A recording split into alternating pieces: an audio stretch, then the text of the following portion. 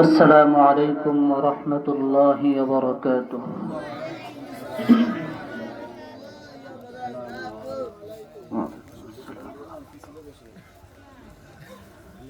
الحمد لله الحمد لله الذي أحاط بكل شيء علما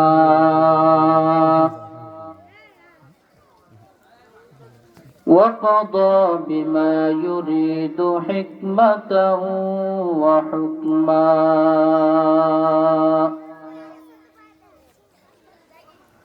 وأنعم بالنعم ابتلاء وامتحانا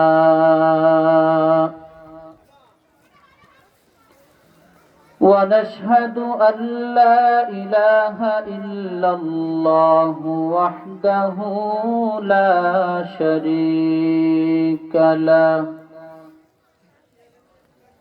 لا ضد له ولا ند له ولا مثل له ونشهد أن سيدنا وسندنا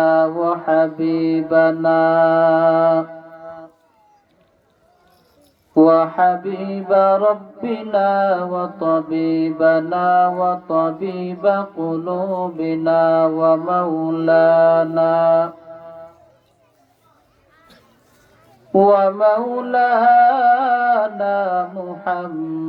محمدا عبده ورسوله الذي أرسله الله تعالى بالحق بشيرا ونذيرا وداعيا إلى الله بإذنه وسراجا منيرا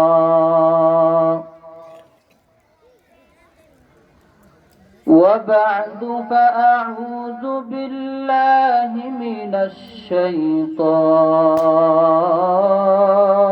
الرجيم بسم الله الرحمن الرحيم وننزل من القرآن ما هو شفاء ورحمة للمؤمنين ولا يزيد الظالمين إلا خسارا.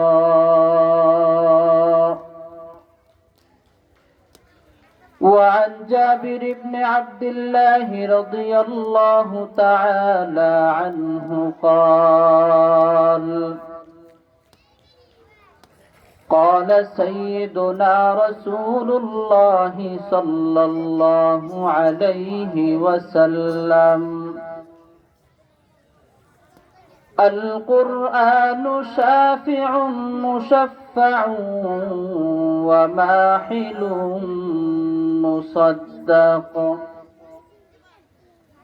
من جعله أمامه قاده إلى الجنة ومن جعله خلف ظهره ساقه إلى النار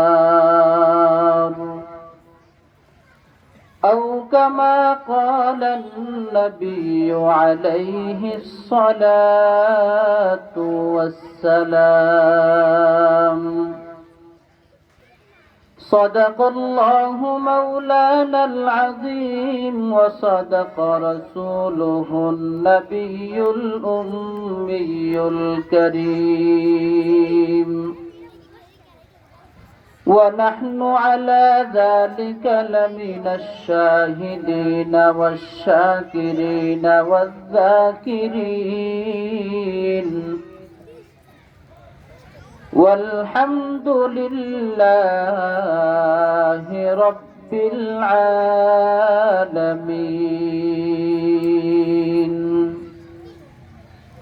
সকলে দরুদ ইব্রাহিম পড়ি আল্লাহুম্মা সাল্লি আলা মুহাম্মাদিন ওয়া আলা আলি মুহাম্মাদ কামা সাল্লাইতা আলা ইব্রাহিম ওয়া আলা আলি ইব্রাহিম إنك حميد مجيد اللهم بارك على محمد وعلى آل محمد كما باركت على إبراهيم وعلى آل إبراهيم إنك حميد مجيد মোহাব্বত একটু জিকির করি লা ইলাহা ইল্লাল্লাহ লা ইলাহা ইল্লাল্লাহ লা ইলাহা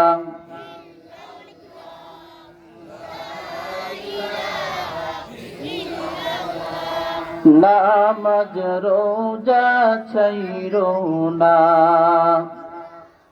মা বাবার খিদমত ভইল না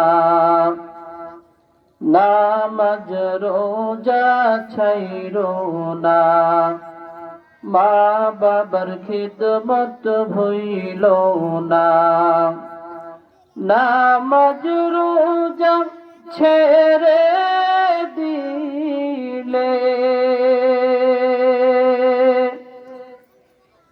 নামাজ রোজা ছেড়ে দিলে আল্লাহর জান্নাত পাইবা না লা ইলাহা লা ইলাহা ইল্লাল্লাহ লা ইলাহা ইল্লাল্লাহ লা ইলাহা ইল্লাল্লাহ লা ইলাহা ইল্লাল্লাহ লা ইলাহা হাতে করো হাতের কাম পায়ে করো পায়ের কাম হাতে করো হাতের কাম পায়ে করো পায়ের কাম জবানে শুধু বলো হে মুমিন আল্লাহ তাআলার জাতি নাম লা ইলাহা লা ইলাহা ইল্লাল্লাহ লা ইলাহা لا إله إلا الله محمد رسول الله صلى الله عليه وسلم سبحانك لا علم لنا إلا ما علمتنا إنك أنت العليم الحكيم رب اشرح لي صدري ويسر لي أمري واحلل عقدة من لساني واحلل عقدة من لساني يفقه قولي दुनिया ये सदाकत में तेरा नाम रहेगा दुनिया ये सदाकत में तेरा नाम रहेगा सिद्दीक तेरा नाम से इस्लाम रहेगा सिद्दीक तेरा नाम से इस्लाम रहेगा, दुनियाए अदालत में तेरा नाम रहेगा। उमर तेरा नाम से इस्लाम रहेगा, उमर तेरा नाम से इस्लाम रहेगा। दुनियाए शुजाअत में तेरा नाम रहेगा, दुनियाए शुजाअत में तेरा नाम रहेगा। उस्मान तेरा नाम से इस्लाम रहेगा, उस्मान तेरा नाम से इस्लाम रहेगा।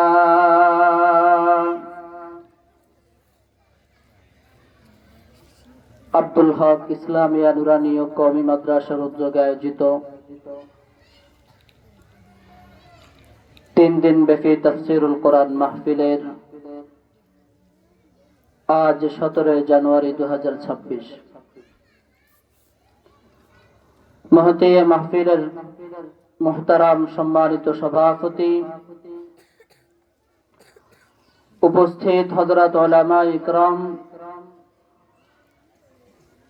বিভিন্ন জায়গা থেকে আগত ইসলাম প্রিয়, কোরআন প্রিয় মর্দে মুজাহিদ ভাইয়েরা,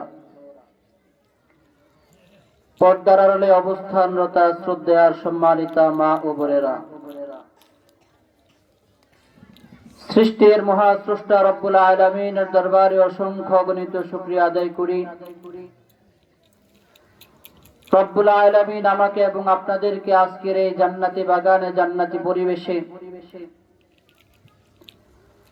আসার ও বসার মতো তৌফিক দান করেছেন। আমাকে কিছু কথা বলা ও আপনাদেরকে শ্রবণ করার তৌফিক দান করতেছেন। নিয়ামতের শুকর আদায়ার্থে মুসলমান হিসাবে ঈমানের আওয়াজকে উঁচু করে এক আওয়াজে আকাশ বাতাস প্রকম্পিত করে একবার কালিমাতুশ শুকরের হাদিয়া পেশ করি, বলে আলহামদুলিল্লাহ। আজকের এই পরিবেশে আমরা যে আসতে পারলাম, আপনারা পরিবেশে আসতে পেরে খুশি না বেজার? সবাই খুশি? তাহলে খুশির আওয়াজ কি আপনাদের এলাকায় আসতে হয় না জোরে হয়? জোরে হয়। তাহলে দেখি একবার আনন্দ চিত্তে বলি তো আবার আলহামদুলিল্লাহ। আল্লাহ তাআলা আমাদের সকলকে কবুল করেন, জোরে বলি আমিন। মুহতারাম হাজিরিন, আল্লাহ রাব্বুল আলামিন মানুষের হেদায়েতের জন্য যুগে যুগে আম্বিয়া ইকরামদেরকে দুনিয়ার জমিনে পাঠিয়েছেন। তারা এসে মানুষকে হকের পথ প্রদর্শন করেছেন, আর আম্বিয়া ইকরামদেরকে এমন মুজিজা দান করেছেন যাতে করে কোন মিথ্যা নবুয়ত দাবিদার যে নিজেকে নবুয়ত পেয়েছে বলে দাবি করবে, নবী বলে দাবি করবে, যাতে এমনটা না করতে পারে, এই জন্য প্রত্যেক নবীকে অস্থায়ী কিছু মুজিজা দান করেছেন। আর তারা জাতির সামনে, দুনিয়ার মানুষের সামনে তাদের মুজিজাগুলো তারা প্রকাশ করেছেন। সকল নবীদের মুজিজা ছিল অস্থায়ী মুজিজা। তারা যতদিন দুনিয়ার জমিনে ছিলেন তাদের মুজিজার কার্যকারিতা ততদিনই ছিল। তারা চলে গিয়েছেন, তাদের মুজিজাও সেখানে শেষ হয়ে গিয়েছে। কোন নবী যাওয়ার পরে নবীর মুজিজা দুনিয়াতে ছিল না। আল্লাহ রাব্বুল আলামিন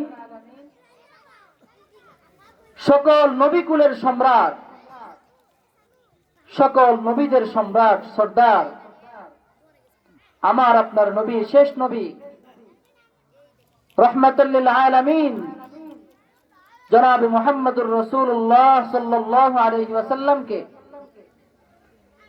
এমন মুজিজা দান করেছেন, বুখারী শরীফের সরার মধ্যে আসছে যে আল্লাহ পাকের হাবিব আমাদের নবীকে আল্লাহ রাব্বুল আলামিন 3000 মুজিজা দান করেছেন। জোরে বলি সুবহানাল্লাহ। কত হাজার মুজিজা? 3000 মুজিজা। তন্মধ্যে 2999 মুজিজা ছিল অস্থায়ী, আর বাকি একটি মুজিজা ছিল যেটা ছিল স্থায়ী। যেটা ছিল কি? স্থায়ী মুজিজা এমন এক মুজিজা, যেই মুজিজা রসুল থাকাকালীন সময়ও ছিল, রসুলের বিদায়ের পরেও ছিল, এখনো আমাদের মাঝে আছে, ভবিষ্যতেও থাকবে। এমন এক মুজিজা পেয়েছেন আমাদের নবী। তো সকল নবীদের মুজিজা সম্পর্কে কথা বলতে গেলে দীর্ঘ সময়ের প্রয়োজন, আর সেটা বলেও সম্ভব না, শেষ করা যাবে না। তারপরেও কিঞ্চিত কিছু ধারণা দিচ্ছি। হযরত ঈসা আলাইহিস সালাতু ওয়াস সালাম, যার নাম আপনারা শুনেছেন কি শোনেন নাই? শুনেছেন। হযরত ঈসা আলাইহিস সালাতু ওয়াস সালামকে আল্লাহ তাআলা মুজিজা দান করেছেন। কি মুজিজা? সূরা আলে ইমরানের মধ্যে আল্লাহ রাব্বুল আলামিন বলেন, ওয়া রাসূলান ইলা বানি ইসরাঈল আন্নী ক্বাদ জিতুকুম বিআয়াতিন মির রাব্বিকুম أني أخلق لكم من الطين كهيئة الطير فأنفخ فيه فيكون طيرا بإذن الله. হযরত ঈসা আলাইহিস সালাতু ওয়াস সালাম, আল্লাহ রাব্বুল আলামিন তাকে এমন মুজিজা দান করেছেন, হযরত ঈসা আলাইহিস সালাতু ওয়াস সালাম কওমদেরকে জানিয়ে দিয়েছেন, ও আমার কওমের লোকেরা, আমাকে আল্লাহ সত্যিকারী নবুয়ত দিয়ে দুনিয়ার জমিনে পাঠিয়েছেন। আল্লাহ রাব্বুল আলামিন আমাকে মুজিজা দিয়ে দুনিয়াতে পাঠিয়েছেন। আমাকে যে সকল মুজিজা দান করা হয়েছে, তোর মধ্যে একটি মুজিজা হলো, আমার সামনে যদি কিছু মাটি একত্র করা হয়, এই মাটি থেকে যদি আমি একটি পাখির আকৃতি তৈরি করি, পাখির আকৃতি তৈরি করার পর আমি যদি পাখির মধ্যে ফু দেই, আর যদি বলি পাখি এই মাটি থেকে তুমি আল্লাহর নামে একটি পাখি হয়ে যাও, এই কথা বলে যখন আমি এই মাটির মধ্যে একটি ফু দেই, সঙ্গে সঙ্গে আমার মুজিজা, আল্লাহ এমন এক মুজিজা দান করেছেন, ওই মাটি থেকে একটি পাখি উড়ন্ত পাখি হিসাবে উড়ে যায়। শুধু এই পর্যন্তই আমার মুজিজা শেষ না। وَأُبْرِئُ الْأَكْمَهَ وَالْأَبْرَصَ وَأُحْيِيَ الْمَوْتَى بِإِذْنِ اللَّهِ। আমাকে আল্লাহ রাব্বুল আলামিন দ্বিতীয় এমন একটি মুজিজা দান করেছেন, আমি যদি জন্মান্ধ কোনো ব্যক্তি দুনিয়ার জমিনে আসে, মায়ের গর্ভ থেকে যেই বাচ্চাটা অন্ধ হয়ে আসে, দুনিয়ার সকল মানুষ একত্র হয়ে তাকে চোখ দিতে পারে না, পারে কিনা? শত ডাক্তার যদি একত্র হয়, সকল ডাক্তাররা যদি সমবেত হয়, তারপরও জন্মান্ধ ব্যক্তিকে চোখ দেওয়া সম্ভব হবে না। হযরত ঈসা আলাইহিস সালাতু ওয়াস সালাম বলেন, আমার সামনে যদি কোনো জন্মান্ধ ব্যক্তিকে নিয়ে আসা হয়, আর আমি যদি তার চোখের উপর আমার হাতটা বুলিয়ে দেই, রব সঙ্গে সঙ্গে তার চোখ দুটি ভালো করে দেয়। আল্লাহ রাব্বুল আলামিন হযরত ঈসা আলাইহিস সালাতু ওয়াস সালামকে এই মুজিজা পর্যন্ত শেষ করেন নাই, ক্ষান্ত করেন নাই। হযরত ঈসা আলাইহিস সালাতু ওয়াস সালাম জাতির উদ্দেশ্যে বলতেছেন, কওমদেরকে জানিয়ে দিচ্ছেন, এরে আমার কওমের লোকেরা, আমার সামনে যদি কোন অসুস্থ ব্যক্তিকে নিয়ে আসা হয়, যার চামড়া খসে খসে পড়ে যায়, আর আমি যদি তার এই পচা শরীরের উপরে যদি আমি আমার হাতটাকে বুলিয়ে দেই, আমার রবের আদেশে, আমার রবের রহমতের দ্বারা, আমার হাত বুলানোর কারণে আল্লাহ রাব্বুল আলামিন তার চামড়া খসে যাওয়াকে আল্লাহ রাব্বুল আলামিন পরিপূর্ণ সুস্থতা দান করেন। وَأُنَبِّئُكُمْ بِمَا تَأْكُلُونَ وَمَا تَدَّخِرُونَ فِي بُيُوتِكُمْ। শুধু এই পর্যন্তই শেষ না, এখানেই শেষ না, মুজিজা এখানেই শেষ হয় না।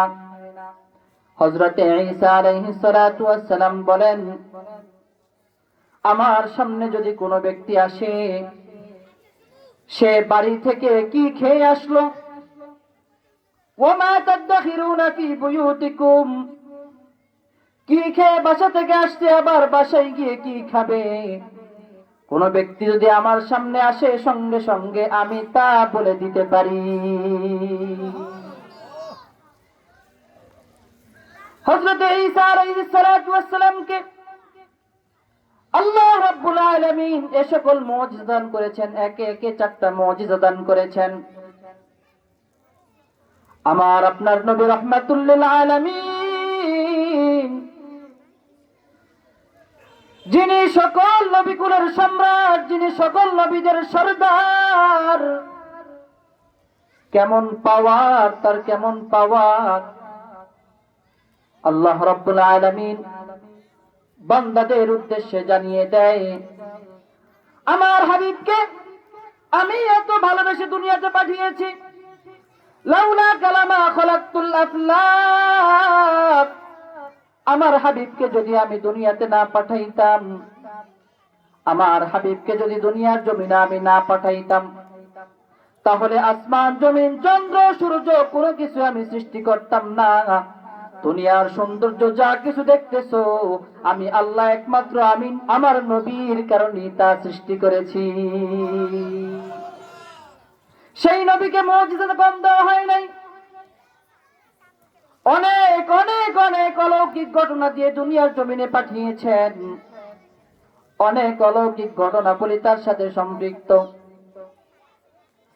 আমি একটু আগে বলেছিলাম, আল্লাহ রাব্বুল আলামিন নবীকে 2999টা মুজিজা রাব্বুল আলামিন অস্থায়ীভাবে দুনিয়াতে দিয়ে পাঠিয়েছেন, আর মাত্র একটি মুজিজা দিয়েছেন, যেটি ইতিপূর্বে ছিল, বর্তমানে আছে, ভবিষ্যতেও থাকবে, যেটি আল্লাহ রাব্বুল আলামিন এত পাওয়ারফুল করে দুনিয়াতে দিয়েছেন, নবীকে দিয়েছেন, যার পাওয়ার শুধু দুনিয়াতে না, কবর পর্যন্ত চলবে।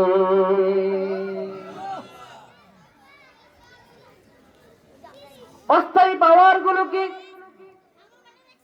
2999 পাওয়ার যদি আমি আপনাদের সামনে বলতে চাই, এটা কোশ্চিন কালো বলে শেষ করা যাবে না। একটা না, দুইটা না, 2999টা। তোর মধ্যে আমি আপনাদেরকে একটি মুজিজার কথা বলবো, একটি মুজিজার কথা আমি আপনাদেরকে জানান দেব। আপনারা জানেন, রাসূল করিম সাল্লাল্লাহু আলাইহি ওয়াসাল্লাম ইসলামের পূর্ব যুগে যখন মসজিদে মিম্বারের কোনো ব্যবস্থা ছিল না, যখন মসজিদে মিম্বার ছিল না, এখন যেভাবে 3 তাক বিশিষ্ট মিম্বার রয়েছে, যার উপর বসে খতিব সাহেবগণ খুতবা দিয়ে থাকেন। কিন্তু নবীর যুগে এই মিম্বার ছিল না। ঘটনা আপনারা অনেকেই জানেন। আমি ঘটনা বলা আমার মাকসাদ না, বুঝাইতে চাচ্ছি নবীকে কি পরিমাণ মুজিজা দিয়ে আল্লাহ তাআলা দুনিয়াতে পাঠিয়েছেন। নবী যখন খুতবা দিতেন তখন নবী একটি খেজুর গাছের সাথে হেলান দিতেন। খেজুর গাছের সাথে টেক লাগিয়ে লাগিয়ে নবী সাহাবায়ে কেরামের উদ্দেশ্যে খুতবা পাঠ করতেন। একদিন যখন মসজিদে মিম্বার তৈরি করা হলো, মিম্বার বানানো হলো, আমার আপনার নবী রাহমাতুল লিল আলামিন যখন মিম্বারের দিকে অগ্রসর হচ্ছেন, যখন মিম্বারের দিকে যাচ্ছেন, এখন পর্যন্ত মিম্বারে গিয়ে বসতে পারে নাই। নতুন মিম্বার তৈরি হলো, আজকে খেজুর গাছ বাদ দিয়ে মিম্বারে বসে নবী খুতবা দিবেন। কিন্তু দেখা গেল নবী যখন যাচ্ছিলেন, হঠাৎ করে যে খেজুর গাছের ডেক লাগিয়ে নবী খুতবা দিতেন, সেই গাছের কান্না হাউমাউ করে শুরু হয়ে গেল। পয়গম্বর হাদিসের মাধ্যমে জানিয়ে দিচ্ছেন, খেজুর গাছ এমন ভাবে কান্না করা শুরু করেছে, খেজুর গাছ এমন ভাবে কান্না করতেছে, উট যখন বাচ্চা দেওয়ার আগে যখন পেটের ব্যথায় প্রসব বেদনায় যেভাবে কান্না করে, ওই খেজুর গাছটাও সেই পরিমাণ এইভাবে কান্না করতেছিল। পয়গম্বর সামনে গিয়ে মিম্বারে বসবেন, বসা সম্ভব হলো না। যখন খেজুর গাছের অবস্থা দেখলেন, পয়গম্বর এসে খেজুর গাছকে ধরিয়ে ধরলেন। পয়গম্বর আমাদেরকে জানিয়ে দেন, উম্মতের দল, যখন নবী মুহাম্মদুর রাসূলুল্লাহ সাল্লাল্লাহু আলাইহি ওয়াসাল্লাম খেজুর গাছকে জড়িয়ে ধরতে রাজি, যতক্ষণ পর্যন্ত খেজুর গাছকে যখন জড়িয়ে ধরলেন, সঙ্গে সঙ্গে খেজুর গাছের কান্না বন্ধ হয়ে যায়। নবী সাহাবায়ে কেরামকে বলে, সাহাবায়ে কেরাম, আমি যদি এখন এই খেজুর গাছকে হাত দ্বারা জড়িয়ে না ধরতাম, খেজুর গাছকে ধরে যদি আমি সান্ত্বনা না দিতাম, তাহলে মনে রেখো কিয়ামত কায়েম হয়ে যেত, কিন্তু খেজুর গাছের কান্না কোনোদিন বন্ধ হতো না।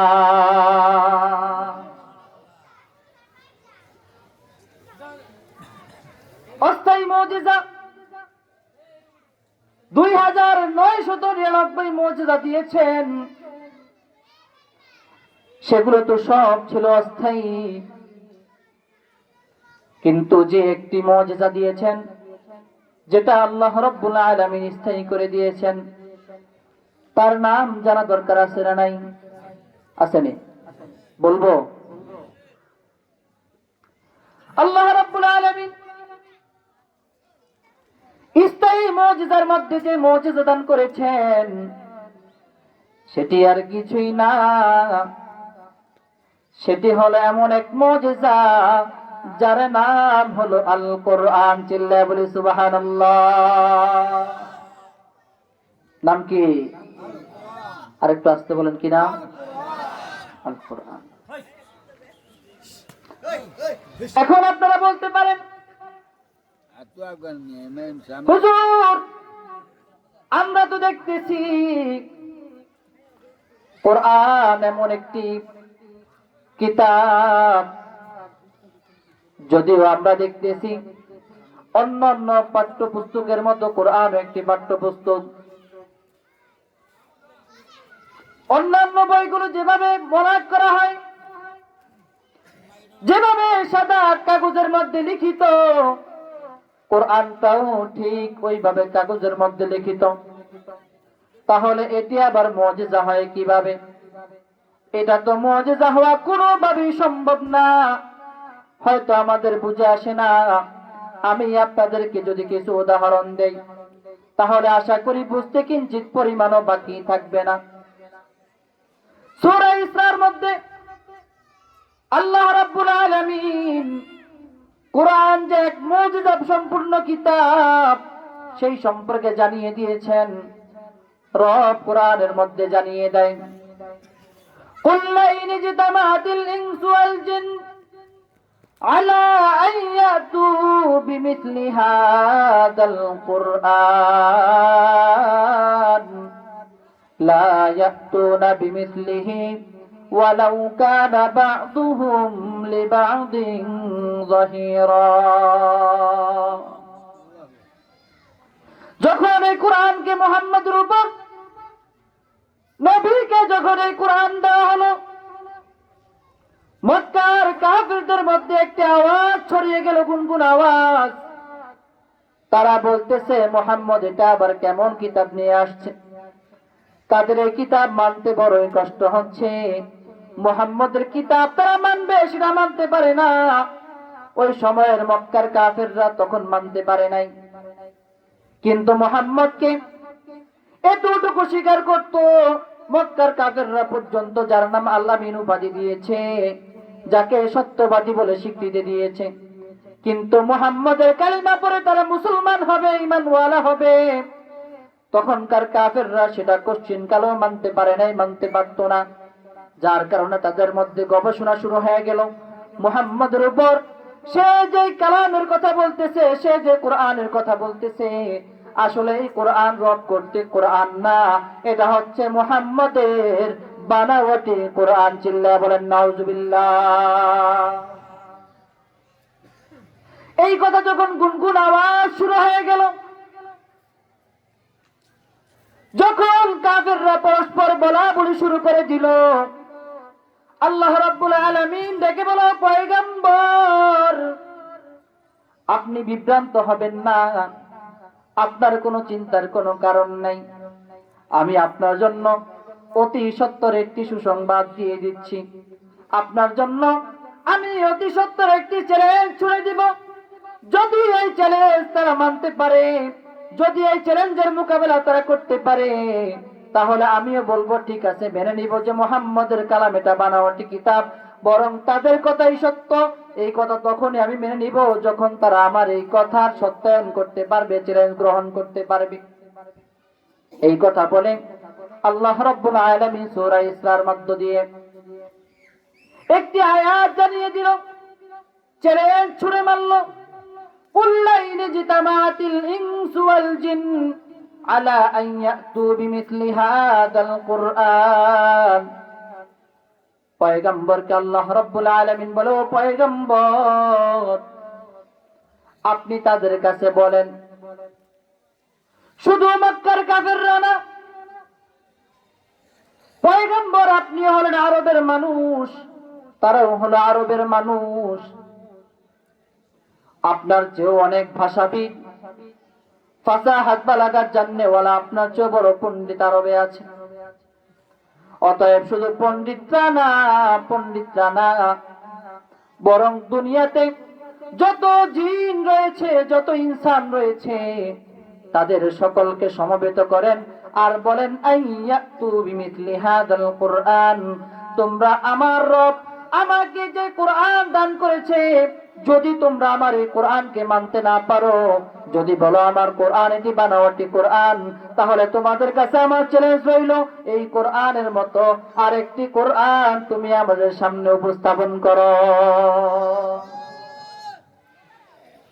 লা ইয়াতুনা বিমিসলিহি, মক্কার কাফিররা তা পারে নাই, তাদের পক্ষে তা সম্ভব হয়ে উঠল না।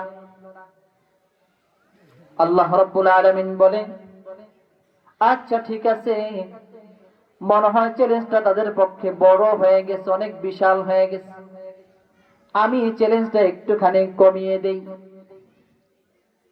এবার রব দ্বিতীয় আরেকটি চ্যালেঞ্জ ছুড়ে মারলেন, এতক্ষণ বলেছি কোরআনের মতো আরেকটি কোরআন দাও, এখন বলি না, এত বড় কোরআন তোমাদের উপস্থাপন করা লাগবে না, চ্যালেঞ্জটা একটু ছোট করে দিলাম।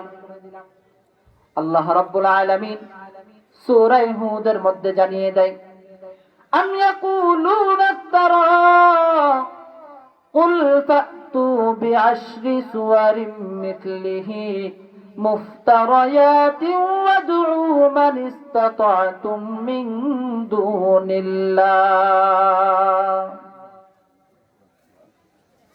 এতক্ষণ পুরা কোরআন শরীফ চ্যালেঞ্জ করেছি, এখন বলি না না, পুরা কোরআন শরীফ তুমি আমাদের চ্যালেঞ্জ গ্রহণ করা লাগবে না।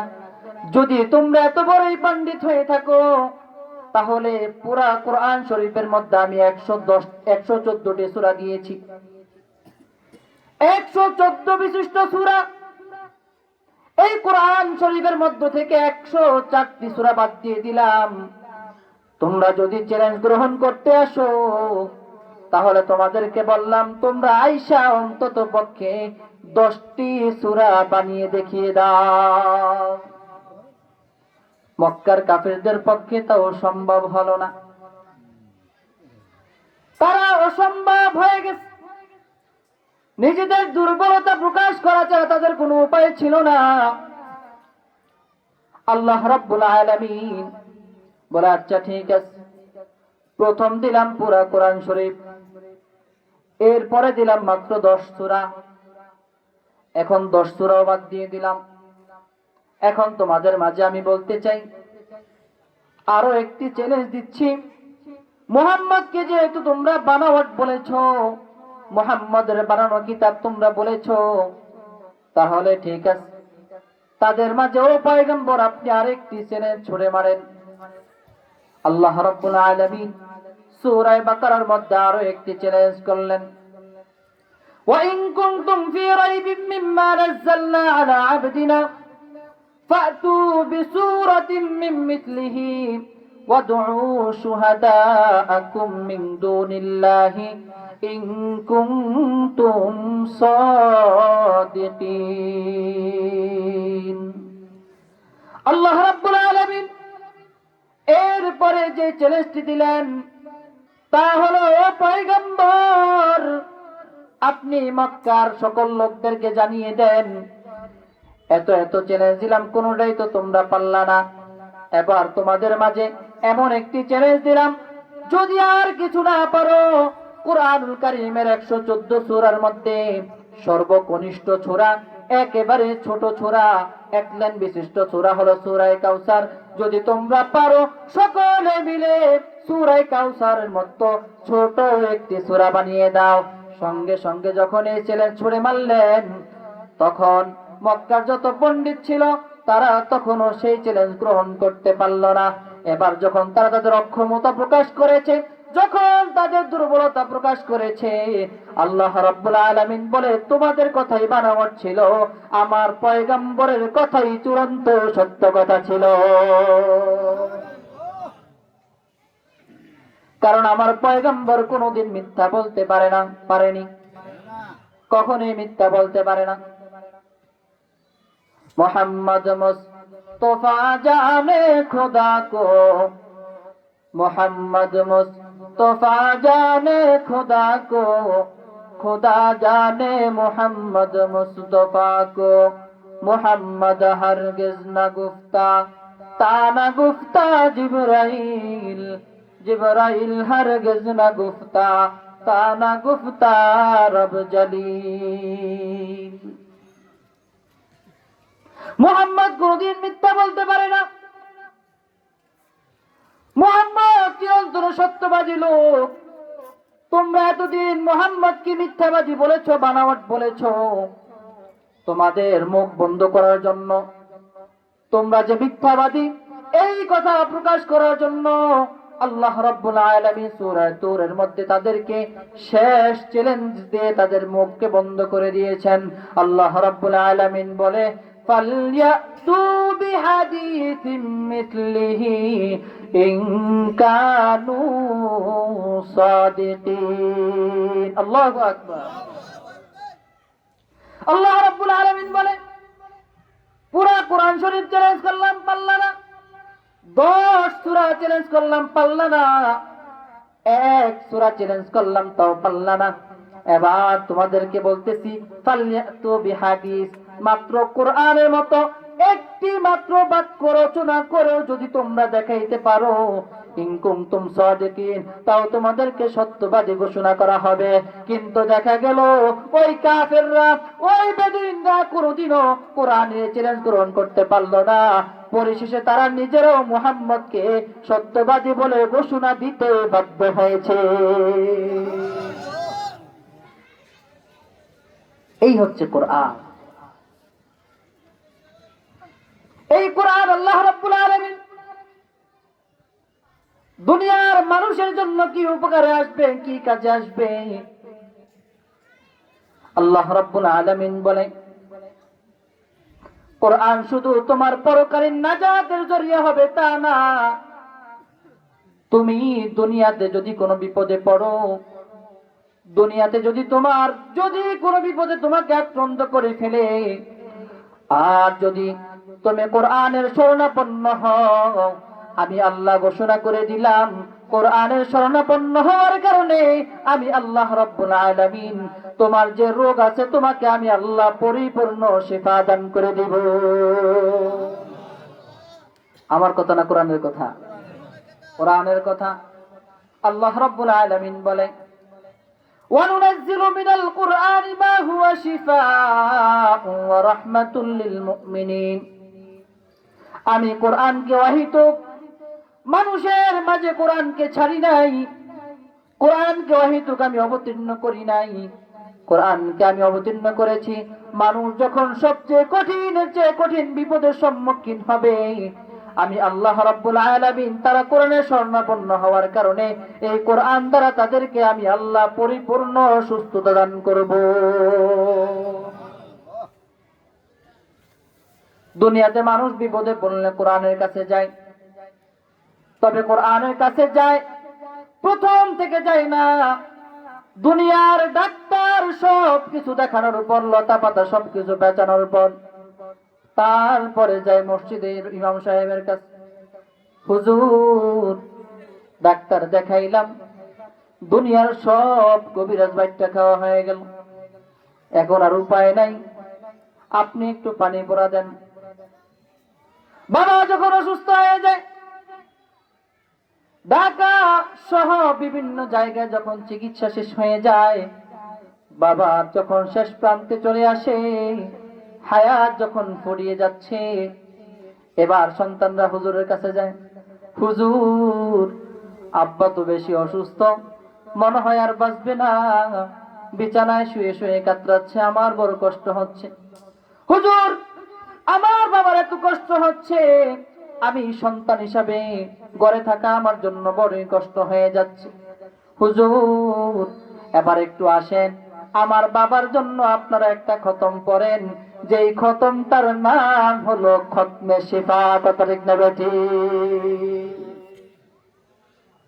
তাহলে খতমের নামও কি? খতমে শিফা। সে আয়াতে আমি পাঠ করেছিলাম, ওয়ানুনাজ্জিলু মিনাল কুরআনি মা হুয়া শিফাউন ওয়া রাহমাতুল লিল মুমিনিন। আমি কোরআনকে তোমাদের মাঝে অবতীর্ণ করেছি, দুনিয়ার মানুষের পাওয়ার যেখান থেকে শেষ হয়ে যায়, দুনিয়ার মানুষ যেখানে গিয়ে তাদের অক্ষমতা প্রকাশ করে, আমি আল্লাহর কালামের পাওয়ার এত বেশি, এত বেশি, আমার আল্লাহর কোরআনের পাওয়ার সেখান থেকে কেবলমাত্র শুরু হয়। দুনিয়ার মানুষের পাওয়ার যেখানে শেষ, কোরআনের পাওয়ার কেবলমাত্র সেখান থেকে শুরু। এই জন্য এই মুজিবনগরের মুসলমান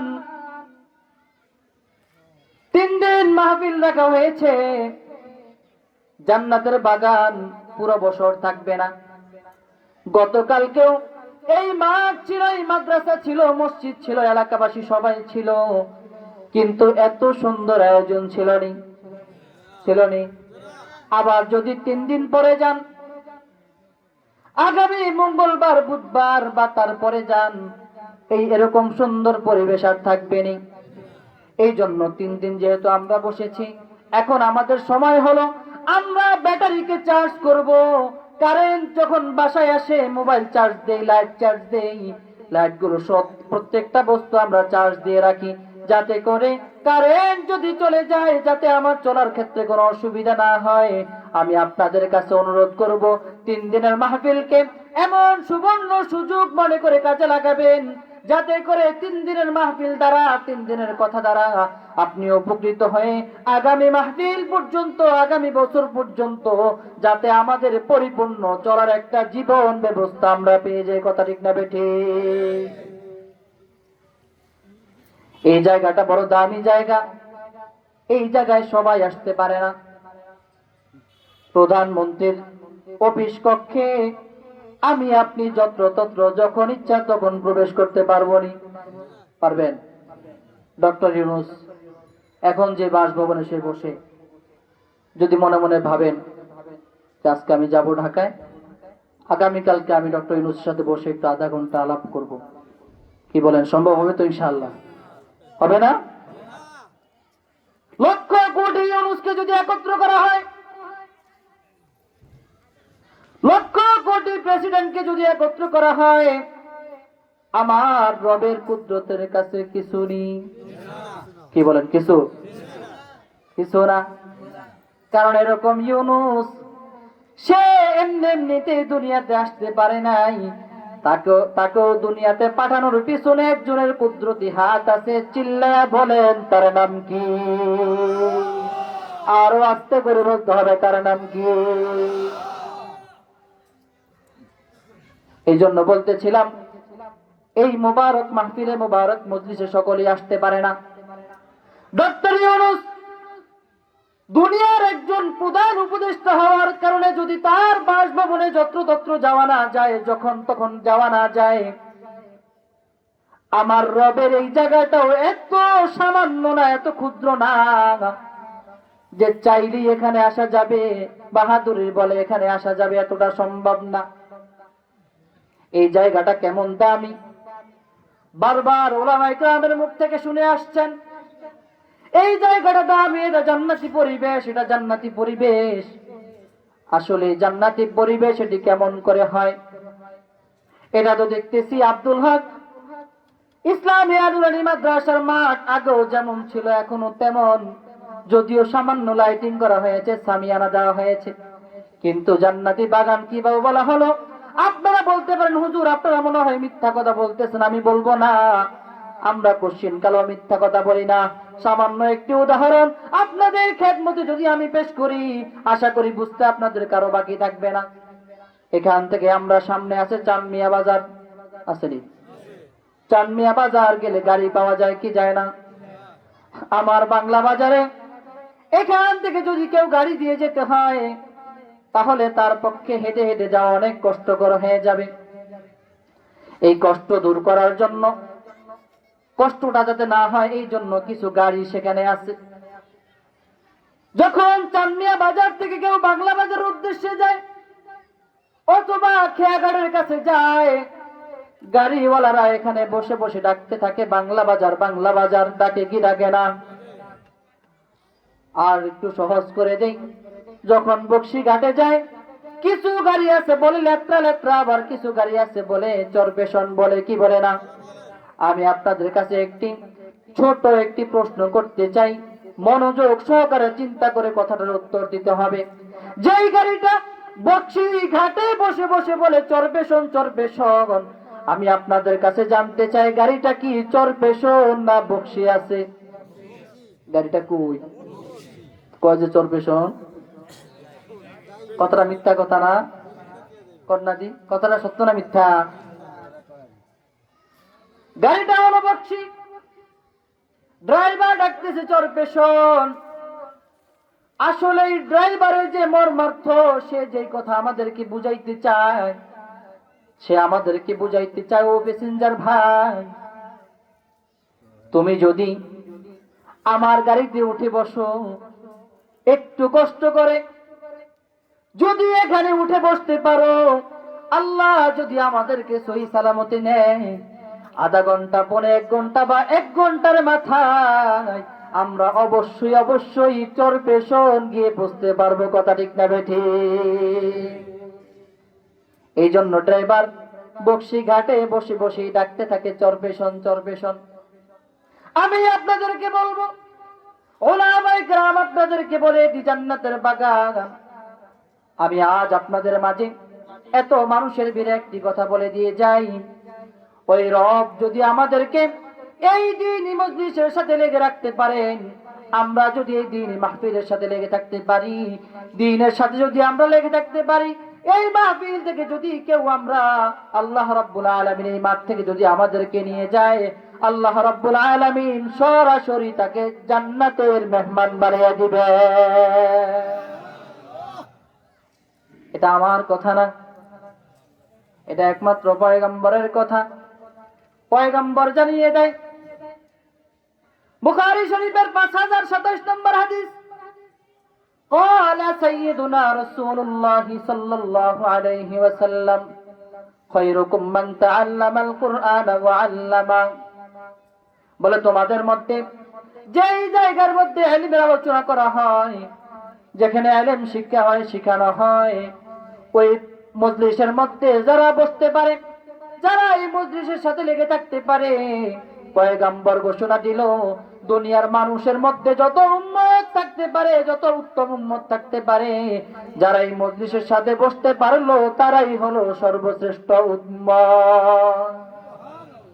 আমরাই কি সর্বশ্রেষ্ঠ? আমরাই উত্তম।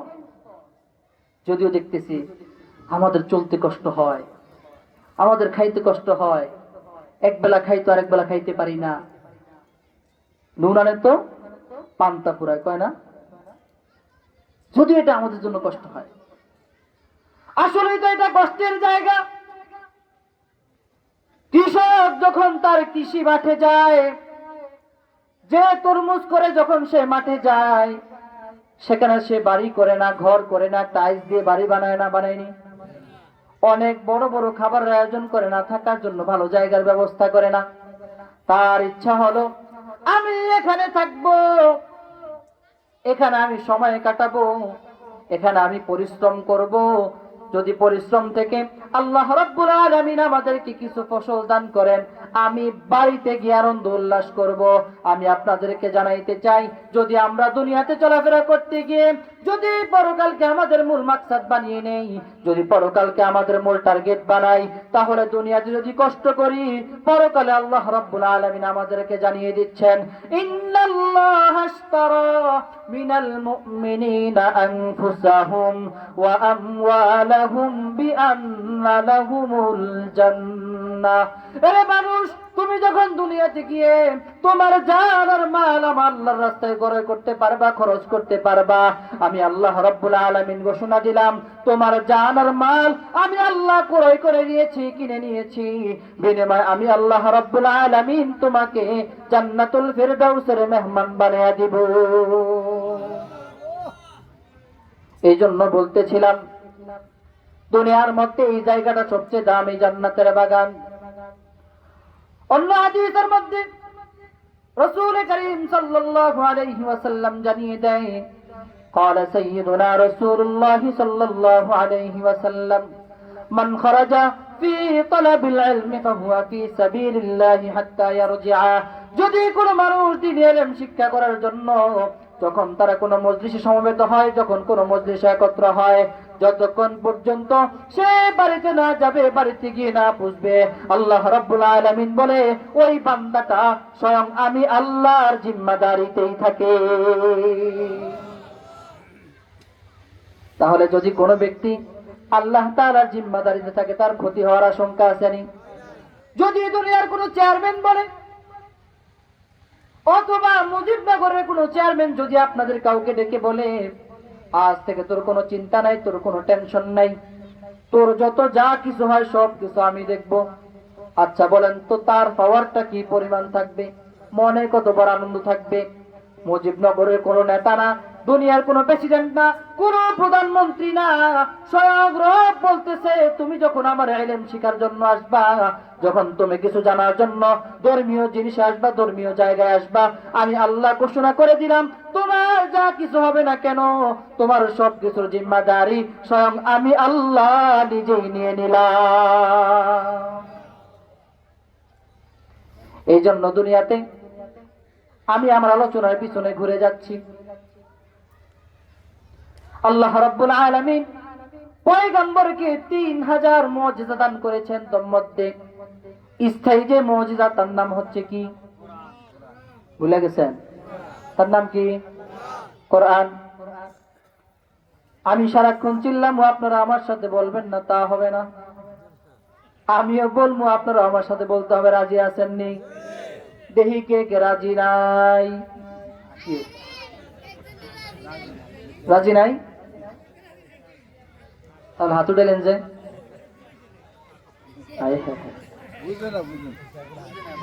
বুঝে নাই? পাবলিক তো জানে হুজুররা যা কয় সব কি কয়? সত্য কথাই কয়। হুজুররা মিথ্যা কথা বলতে পারে? এজন্য হাত উঠেছে। যাই হোক, জোশ কে সাথ হুশ বে রাখনা চাহিয়ে, হুশ থাকতে হবে। দীর্ঘক্ষণ বয়ান চলতেছে, আমি আবার একটু তেরে মেরে কথা বেশি কই, কারণ কার মনোযোগ আছে না বা নাই এটা আমার ট্রাই করা লাগে। এজন্য আমি আর বেশিক্ষণ লম্বা করব না। যতক্ষণ কথা বলবো আমার সাথে আপনারা থাকবেন তো ইনশাআল্লাহ? একটু মাঝে মধ্যে হয়াল দিবেন তো ইনশাআল্লাহ? আল্লাহ আমাদের সকলকে কবুল করেন, জোরে বলি আমিন। মুহতারাম হাজিরিন, আমি বলতেছিলাম কোরআন এমন এক মুজিজা সম্পূর্ণ কিতাব, এমন এক মুজিজা সম্পূর্ণ কালাম। এই কোরআন শুধু পরকালে কাজে আসবে বিষয়টা তা না। দুনিয়াতে এই কোরআন কত বড় দামি কোরআন পয়গম্বর জানিয়ে দেয়। দারিমি শরীফের 3381 নম্বর হাদিসের মধ্যে আসছে, قال سيدنا رسول الله صلى الله عليه وسلم إن البيت الذي تقرأ فيه القرآن تحضره الملائكة وتهجره الشياطين। দুনিয়ার কোন মানুষের ঘরে যদি খারাপ কিছু থাকার সম্ভাবনা থাকে, যে হুজুর আমার ঘরে মনে হয় কি জানি আছে, আমার ঘরে জিন্নাত বড় ডিস্টার্ব করতেছে, আমার ঘরে জিনের আশঙ্কা আছে হুজুর, এখন আমাকে একটু চিকিৎসা দেন, আমাকে তাবিজ দেন। আমি বলবো কোন হুজুরের কাছে তাবিজ দেওয়ার কোনো প্রয়োজন নাই। আজকে আমি আপনাদের এই মুজিবনগরে তাবিজ দিয়ে যাচ্ছি, যেই ঘরের মধ্যে পয়গম্বর ঘোষণা দেয় বেশি বেশি কোরআনুল কারীম তেলাওয়াত করা হবে। বেশি বেশি কোরআন তেলাওয়াত করার কারণে আল্লাহ রাব্বুল আলামিনের ফেরেশতারা ওই ঘরের মধ্যে সকলেই অবতীর্ণ করতে থাকে। ওয়া তাহজুরুহুশ শায়াতিন, আর ওই ঘর থেকে শয়তান যারা আছে তারা ওই ঘর থেকে দূরে সরে যায়। এই জন্য পয়গম্বর অন্য হাদিসের মধ্যে আমাদেরকে জানিয়ে দিয়েছেন, মুসলিম শরীফের 780 নম্বর হাদিসের মধ্যে আসছে, قال سيدنا رسول الله صلى الله عليه وسلم لا تجعلوا بيوتكم قبورا إن البيت الذي تقرأ القرآن لا يدخله الشياطين। পয়গম্বর বলেন, হে উম্মতের দল, লা তাজআলু বুয়ুতাকুম কুবুরা, তোমরা তোমাদের ঘরখানাকে কবর বানায়ো না। কি বানায়ো না? কবর বানায়ো না। আজকাল বর্তমানে দেখা যায় ঘরে কোরআন ঠিকই আছে, কিন্তু কোরআনকে জুজদান পেঁচা ওই যে তাকের উপর রাখা হয়েছে, শেষ কোন দিন যে কোরআন খোলা হয়েছে সেটাও আমাদের মনে নাই। কথা ঠিক না বেঠি? কোরআন নাই। এখন ঘরে উপযুক্ত ছেলে আছে, মেয়ে দেখতে গেলে আগে জিজ্ঞাসা করে মেয়ের বাবার কি আছে, মেয়ে সুন্দর না কেমন, সেগুলো দেখা হয়। আগে এক সময় এই সমাজের মানুষ যখন মেয়ে দেখতে যাইতো তখন আগে দেখতো মেয়ে কোরআন শরীফ পড়তে পারে কিনা, গিয়ে বলতো মা আছে একটু সূরার পাঠ করো, একটা সূরা আম করে শোনাও। কি বলতো? কি বলতো না? মুরব্বিরা তো অনেকে আছেন, বলতো কি বলতো না? এখন জিজ্ঞায় উযু করতে পারেনি তাও জিজ্ঞায় না। হ্যাঁ, কোরআন নাই। অথচ পয়গম্বর বলেন, উম্মতের দল, লা তাজআলু বুয়ুতাকুম কুবুরা, তোমরা তোমাদের ঘরকে কবরস্থান বানায়ো না, কবর বানায়ো না। এই মুহূর্তে যদি আপনাদের এলাকার কবরস্থানে গিয়ে আজকের আমাদের যে প্রধান অতিথি ওনাকে নিয়ে যদি কবরস্থানে গিয়ে আমরা কবরবাসীদেরকে ইচ্ছা মতো 1 ঘন্টা গালি দেই অথবা 1 ঘন্টা দোয়া করি, বলেন তো কবর থেকে কোনো আওয়াজ আসবে নি? আওয়াজ আসবে? আসবে না। তো আমাদের ঘরকে এরকম কবরস্থান বানানো যাবে না। ঘরটাকে কোরআনের আলোতে আলোকিত করতে হবে। ঘরের মধ্যে বেশি বেশি কোরআন পাক তেলাওয়াত করতে হবে।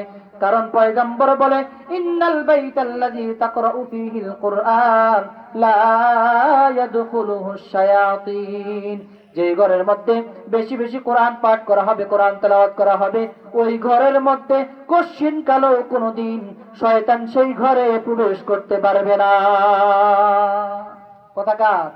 রাসূলের কথা। রাসূলের কথা কোনো মিথ্যা আছে নি? কি বলেন, আছে? এই জন্য ঘরে বেশি বেশি কোরআনে পাক তেলাওয়াত করা লাগবে, কোরআনের বেশি বেশি তাজিম করা লাগবে। যখন আমাদের সুযোগ হবে কোরআনে পাক আমাদেরকে তেলাওয়াত করতে হবে। কষ্ট হচ্ছে আপনাদের? কষ্ট হচ্ছে? আর একটু বলবো। قال سيدنا رسول الله صلى الله عليه وسلم من قرأ حرفا من كتاب الله تعالى فله حسنة والحسنة بعشر أمثالها أو كما قال النبي عليه الصلاة والسلام। পয়গম্বর বলেন, উম্মতের দল, যখন তুমি কোরআনে পাক তেলাওয়াত করতে বসবা, যখন তুমি আমার কালাম থেকে যখন একটা আয়াত তেলাওয়াত করবা, যখন তুমি একটি হরফ তেলাওয়াত করবা, আমার পয়গম্বর আমাদের জন্য ঘোষণা দিয়ে দিলেন, রব সঙ্গে সঙ্গে একটি হরফ পড়ার কারণে তোমার আমলনামায় সঙ্গে সঙ্গে একটি নেকি লিখে দিবেন। ওয়াল হাসানাতু বিআশরি আমসালিহা। শুধু একটি নেকি দিবেন তা না, আমরা তো হলাম শেষ নবীর শেষ উম্মত। আমাদের কি পরিমাণ পাওয়ার, আমাদের কি পরিমাণ ক্ষমতা! রব বলতেছে, এই শেষ নবীর উম্মতরা যতক্ষণ পর্যন্ত জান্নাতে প্রবেশ করতে না পারবে, ততক্ষণ পর্যন্ত পূর্বেকার কোন নবীর উম্মত জান্নাতে প্রবেশ করতে পারবে না। তার মানে বোঝা গেল, সর্বপ্রথম জান্নাতে আমরা আপনারাই অবশ্যই প্রবেশ করবো ইনশাআল্লাহ। যেন জান্নাতে প্রবেশ করতে হলে কি করা লাগবে? নামাজ ছাড়তে হবে, কি কর? কোরআন ছাড়তে হবে না ধরতে হবে? কোরআন ছাড়তে হবে ধরতে হবে? নারে তাকবীর, নারে তাকবীর। কোরআন আছে যেখানে, সত্যি থাকবেন তো ইনশাআল্লাহ? আল্লাহ কবুল করুক, জোরে বলি আমিন। হাদিস বলতেছিলাম, মান ক্বারাআ হারফাম মিন কিতাবিল্লাহি তাআলা ফালাহু হাসানা। যদি কোন ব্যক্তি কুরআনুল কারীম থেকে একটি হরফ পড়ে, আল্লাহ রাব্বুল আলামিন সঙ্গে সঙ্গে তার আমলনামে একটি নেকি লিখে দেন। এখন আল্লাহ রাব্বুল আলামিন বলেন, না, আমার হাবিব বড় দামি হাবিব, যাকে আমি হাবিবুল্লাহ উপাধি দিয়েছি, আর উম্মতদেরকে আমি অত্যন্ত সম্মানিত করেছি, যাদের ক্ষেত্রে আমি বলেছি ওয়ালাকাদ কাররামনা বানি আদম, এই বনি আদমকে আমি শ্রেষ্ঠত্বের মর্যাদা দান করেছি। অতএব তাদেরকে বলতেছি, ওয়াল হাসানাতু বিআশরি আমসালিহা। পয়গম্বর বলেন, একটু আগে বলেছিল তোমার আমলনামায় 1 হরফের বিনিময়ে 1 নেকি, আর আমি বলতেছি না, আল্লাহর কাছ থেকে আমি পয়গম্বর তোমাদের জন্য নিয়ে নিব, যদি তোমরা 1 হরফ পড়ো সঙ্গে সঙ্গে আমার আল্লাহ 10টি নেকি লিখে দিবেন। তাহলে হরফ পড়লাম কয়টা? কথা কয় না। হরফ পড়লাম কয়টা? নেকি পেলাম কয়টা? দুনিয়ার কোন মানুষ আসেনি যদি 1 টাকা দেয় 10 টাকা দিবে? আছে? দিবে না। শুধু এই পর্যন্তই শেষ না, পয়গম্বর অন্য হাদিসের মধ্যে জানিয়ে দেয়, ক্বালা সাইয়্যিদুনা রাসূলুল্লাহ সাল্লাল্লাহু আলাইহি ওয়াসাল্লাম, মান ক্বারাআল কুরআনা ফাস্তাযহারাহু ফাহাল্লা হালালাহু ওয়া হাররামা হারামাহু আদখালাহু আল্লাহুল জান্নাতা ওয়া শাফাআহু ফি আশরাতিন মিন আহলি বাইতিহি কুল্লুহুম ক্বাদ ওয়াজাবাত লাহুন নার। পয়গম্বর এবার আমাদেরকে জানিয়ে দেয়, যদি তোমরা কোরআনকে পড়তে পারো, পড়ার পর যদি কোরআনকে তোমরা বুঝতে পারো, আর কোরআনের মধ্যে তোমাদেরকে যে সকল হালাল হারাম ঘোষণা করা হয়েছে, এই সকল হালালকে হালাল মানো, আর যদি হারামকে হারাম মানতে পারো, আমি পয়গম্বর ঘোষণা করে দিলাম, যদি এইভাবে আমল করতে পারো, ওয়া হারামা হারামাহু আদখালাহুল্লাহুল জান্নাহ, কোরআন পড়ার কারণে, কোরআন অনুযায়ী আমল করার কারণে আমি আল্লাহ রাব্বুল আলামিন তোমাদেরকে জান্নাতে প্রবেশ করিয়ে দেব। শুধু এই পর্যন্তই শেষ না, যখন কোন ব্যক্তি তার ছেলেকে হাফিজে কোরআন বানালো, কোরআনটাকে মুখস্থ করালো, সন্তানরা পালাপালি করবে, সন্তানরা দৌড়াদৌড়ি করবে, এরপরও যদি চেষ্টা করে একটা সন্তানকে হাফিজ বানানো যায়, একটা সন্তানকে যদি আলেম বানানো যায়, পয়গম্বর জানিয়ে দেয়, ওয়াশাফাআহু ফি আশরাতিন মিন আহলি বাইতিহি কুল্লুহুম কদ ওয়াজাবাত লাহুন নাজরু। আল্লাহু আকবার।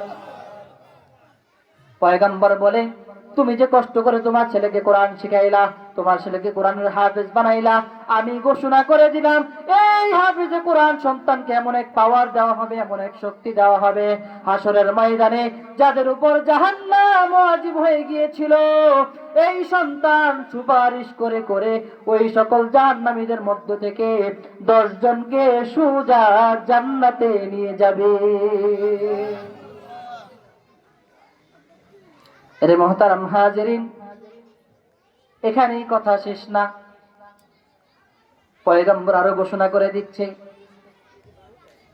তুমি তোমার ছেলেকে হাফেজ বানাইলা, এই ছেলেটা হাফেজ হলো, কিয়ামতের ময়দানে এই ছেলেকে আদেশ করা হবে, বলা হবে, হাদিসের মধ্যে আসছে, قال سيدنا رسول الله صلى الله عليه وسلم يقال لصاحب القرآن اقرأ وارتقي ورتل كما كنت ترتل في الدنيا فإن منزلك عند آخر آية تقرؤها। হাসরের ময়দানে মানুষ যখন পেরেশানিতে থাকবে, সেদিন কেউ কারো আপন হবে না, কেউ কারো কাছে আসবে না, সেই দিন মানুষগুলো চিন্তায় চিন্তিত হয়ে যাবে। কেমন চিন্তায় চিন্তিত হবে? রব্বুল আলামিন কোরআনুল কারীমের মধ্যে জানিয়ে দেয়, ইয়া আইয়ুহান নাসুত্তাকু রাব্বাকুম ইন্না জালজালাতাস সাআতি শাইউন আযীম। ও মানুষরা, তোমরা সেই দিনকে ভয় করো, যেই দিন এমন এক ভূমিকম্প হবে, যেই দিন কিয়ামতের ভূমিকম্প শুরু হয়ে যাবে, সেই দিনের চেয়ে বড় ভূমিকম্প আর কোনোদিন হবে না। কিছুদিন আগে আমরা দেখেছিলাম ঢাকাতে ভূমিকম্প হয়েছিল, এমন ভূমিকম্প তত একটা বেশি কিছু না, এরপরও মানুষের মধ্যে এমন এক হট্টগোল সৃষ্টি হয়ে গেল। আমরা দেখতে পেয়েছি বাবা ভূমিকম্পের ভয়ে ঘর থেকে দৌড় দিয়েছেন, ছেলে চিৎকার করেছে, বাবা ওই ছেলেকে নেওয়ার মতো সুযোগ হয় না। সামান্য ভূমিকম্পে এখানে একটা বাবা তার সন্তানকে ভুলে গেছে। এত দূরে যাওয়ার দরকার নাই। কিছুদিন আগে, বছর কয়েক আগে, যখন আমাদের মহলে, আমাদের দেশে যখন করোনা হয়েছিল, আমাদের সমাজে যখন করোনা হয়েছিল, আমরা প্রতিনিয়ত এমন এমন নিউজ দেখেছি, বাবা মারা গেছে, সন্তান বাবার জানাজায় শরীক হয় নাই, করোনায় পাবে এরকম হয়েছে কি হয় নাই? বাবা অসুস্থ, বাবা 2 তলায় বসা, 3 তলায় সন্তান থাকে, সন্তান না খায়া থাকতে রাজি, তারপরেও 3 তলা থেকে 2য় তলায় আসতে রাজি না, কারণ করোনায় পাবে। ওরে আমার মুজিবনগরের মুসলমান, তাহলে আমি আপনাদের কাছে একটু জানতে চাই, কিয়ামতের যে ভয়াবহতা, কিয়ামতের যে পেরেশানি, সেটা দুনিয়ার এই করোনা থেকে বড় হবে না ছোট হবে? কেমন বড় হবে? আজকে কোরআন হাকিম থেকে জেনে নেন, সূরা আবাসের মধ্যে আল্লাহ রাব্বুল আলামিন বলে এত ভয়াবহতা প্রকাশ পাবে, ইয়াউমা ইয়াফিরুল মারউ মিন আখিহি ওয়া উম্মিহি ওয়া আবিহি ওয়া সাহিবাতিহি ওয়া বানিহি। আজকে দুনিয়াতে যখন মা যদি কোনো বিপদে পড়ে যায়, মায়ের যদি সামান্য পেট ব্যথা হয়, মা যদি সামান্য অসুস্থ হয়ে যায়, সন্তান পাগল পারা হয়ে যায়, না জানি মার কি হয়ে গেল। সন্তানের যদি একটু ঠান্ডা লাগে, জনম দুঃখিনী মা সন্তানের জন্য পাগল পারা হয়ে যায়। হায় রে আল্লাহ, কত মা তো আছে এভাবে দোয়া করতে থাকে, আল্লাহ আমার সন্তানকে আপনি রোগ না দিয়ে আমাকে রোগ দেন। তারপরেও আমি আমার সন্তানের কষ্ট সহ্য করতে পারি না। আয় আল্লাহ, আমার সন্তানকে আপনি সহ্য করে দেন, আমার সন্তানকে আপনি সুস্থ করে দেন। সারাক্ষণ মা সারারাত্র ঘুম ছাড়া কাটিয়ে দেয় সন্তানের একমাত্র চিন্তায়। সন্তানের দয়া আমার মধ্যে কাজ করতে থাকে। এই কাজের কারণে সন্তানের মায়ায় মা ঘুমায় না, মার মায়ায় সন্তান ঘুমায় না। কিন্তু কিয়ামতের ময়দানে কেউ কারো চিন্তা করবে না, কেউ কারো কাছে আসবে না।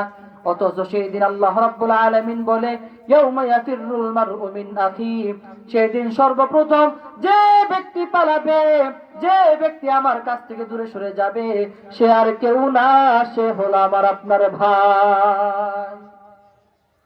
কারণ হচ্ছে, দুনিয়াতে মানুষ যখন কোনো বিপদে পড়ে, দুনিয়ার মানুষ যখন কোনো পেরেশানিতে পড়ে, যদি কোনো মারাত্মক কোনো দুর্ঘটনায় আক্রান্ত হয়, সর্বপ্রথম ভাইয়ের কাছে ফোন দেয়, ভাই আমি বড় অ্যাক্সিডেন্টে আক্রান্ত হয়েছি, আমি অমুক মারাত্মক আক্রান্ত হয়েছি, অমুক বিপদে পড়েছি, তুমি তাড়াতাড়ি আসো। ভাই দৌড়ে যায়। প্রতিমধ্যে মাকে জানানো হয় না, মাকে পরে জানানো হয়, এরপরে আসতে মা বাবা যায়, কিন্তু আগে ভাই চলে যায়, ভাইয়ের কাছে আগে ফোন আসে। এজন্য আল্লাহ রাব্বুল আলামিন প্রথমেই বলেছেন, ইয়াউমা ইয়াফিরুল মারউ মিন আখি, সর্বপ্রথম হাসরের ময়দানে তোমার থেকে যে পালাবে সে আর কেউ না, সে হলো একমাত্র তোমার আর আমার আপন ভাই। ওয়া উম্মিহি ওয়া আবি ওয়া সাহিবাতিহি ওয়া বানি। এরপর আল্লাহ রাব্বুল আলামিন বলেন, তোমাদের মধ্যে তারপরে যারা তোমাদের কাছ থেকে ভাগতে থাকবে, তোমার মা তোমাকে চিনবে না, তোমার বাবা তোমাকে চিনবে না। তুমি যখন মাকে বলবো, মা আমাকে একটা নেকি দাও, একটা নেকির জন্য আজকে আমি আটকা পড়ে গেলাম, আমাকে যদি তুমি একটি নেকি দাও আমি জান্নাতে যেতে পারি, মা বলবে, না, দুনিয়া থাকতে আমার তো বিবাহ হয় না, আমার কোনো ছেলে সন্তান ছিল না, আজকে তুমি আসলা কোত্থেকে, আমার কোনো ছেলে সন্তান নেই, আমি তোমাকে চিনি না। এই কথা বলে বলে সেই দিন মা আমার থেকে বেগে যাবে, সেই দিন আমার বাবা আমার থেকে বেগে যাবে, আমার ভাই আমার থেকে বেগে যাবে, আমার সন্তান আমার থেকে বেগে যাবে। সেই দিন একজন থাকবে, চিল্লা বলো তার নাম কি? তাহলে এবার তাকে একটু আমরা ডাকি, লা ইলাহা, জোরে লা ইলাহা,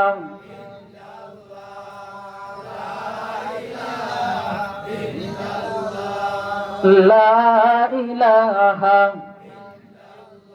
লা ইলাহা ইল্লাল্লাহু মুহাম্মাদুর রাসূলুল্লাহ সাল্লাল্লাহু আলাইহি ওয়াসাল্লাম। মুহতারাম হাজিরিন, যেই দিন আপনার আমার মা কাজে আসবে না, বাবা কাজে আসবে না, শুধু তা না, হাসরের ময়দানে যদি আল্লাহ না করুন আমলনামাটা হালকা হয়ে যায়, আমলনামাটা যখন আমাদের হাতে দিয়ে দিবে, আল্লাহ রাব্বুল আলামিন বলবে, ইকরা কিতাবাক কাফা বিনাফসিকাল ইয়াওমা আলাইকা হাসিবা। আজকে তোমার আমলনামা অন্য কারো পরে শোনাতে হবে না, তোমার আমলনামা তুমি নিজে পড়ো, তোমার আমলনামা পড়ার জন্য তুমি নিজেই যথেষ্ট। বান্দাটা যখন আমলনামা দেখবে, এইভাবে যখন আমলনামাটা সামনে দিয়ে দেওয়া হবে, ইউকালু মা লিহাযাল কিতাব লা ইউগাদিরু সাগীরাতান ওয়ালা কাবীরাতান ইল্লা আহসাহা। বান্দাটা বলবে, আল্লাহ এটা কেমন আমলনামা আমাকে দিলেন, যে আমলনামার মধ্যে আমার জিন্দেগীর বিন্দু থেকে বিন্দু কোনো আমল ছাড়া হয় নাই, আমি যা করেছি সবকিছুর মধ্যে উল্লেখ করা হয়েছে। হাসরের ময়দানে বান্দা আফসোস করতে থাকবে, আফসোস করতে থাকবে। সেদিন বান্দার কারো কোনো উপায় হবে না, কেউ বান্দার কাছে আসবে না।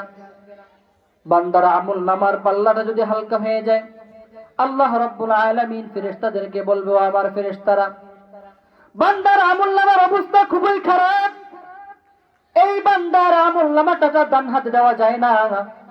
বান্দাকে দুনিয়ার জমিনে অনেক অনেক বোঝানো হতো, তুমি কোরআনকে ধরো, কিন্তু বান্দা কোরআন ধরতো না। কোরআনের কথা বলা হতো, বান্দা কোরআনের পক্ষে আসতো না। আজকে বান্দার আমলনামাটা বান্দা ডান হাতে দেওয়া হবে না, বরঞ্চ বান্দার আমলনামাটা বান্দার বাম হাতে দিয়ে দাও। ফেরেশতা বলবে আল্লাহ ঠিক আছে তাহলে বাম হাতে দিয়ে দিচ্ছি। আল্লাহ বলবে না না, আমার বান্দা যেহেতু আমার কোরআন অনুযায়ী জীবন যাপন করে নাই, আমলনামাটা বাম হাতে এমনিতেই দেওয়া হবে না। বাম হাতে আমলনামাটা শুধু সামনে থেকেই দেওয়া হবে না। ও আমার ফেরেশতা রে, বান্দার হাতটাকে তুমি পাকড়ে ধরো, ধরার পরে একটা ছটকা মারে বান্দার হাতটাকে, তার কলবটাকে ছিঁড়ে বুকের মধ্য দিয়ে হাতটাকে পিছনে নিয়ে যাও। এবার বান্দার আমলনামা যখন বাম হাতে দিয়ে দিবে, আল্লাহ রাব্বুল আলামিন বলে ওয়া আম্মা মান উতিয়া কিতাবাহু বিশিমালি, বান্দার আমলনামাটা যখন বাম হাতে দিয়ে দিবে, ফায়াকুল ইয়া লাইতানি